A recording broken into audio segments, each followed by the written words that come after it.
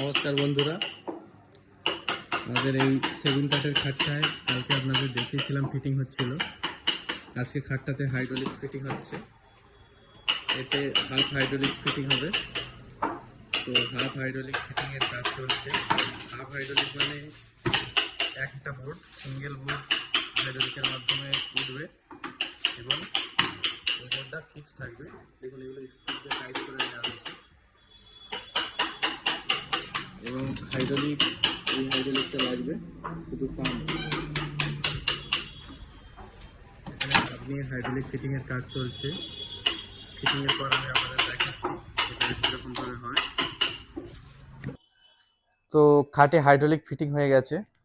আগে বেডের ডিজাইনটা আপনাদের দেখাই। এটি একটি পায়া বেড,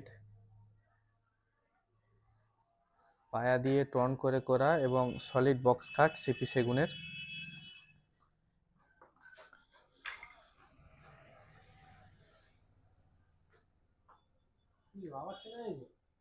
যেহেতু এতে হাফ হাইড্রোলিক করা আছে, আপনাদের আগেও বললাম যে এতে একটা প্লাই উঠবে, শুধু এই পায়ের দিকের প্লাইটা। এখান থেকে কবজা দেওয়া আছে, কবজার পর থেকে উঠবে এইভাবে।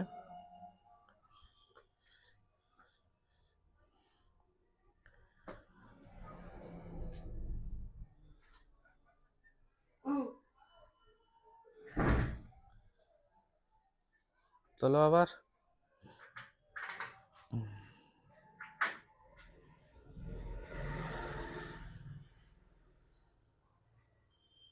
তো আজকে এই পর্যন্তই, দেখা হচ্ছে পরের ভিডিও।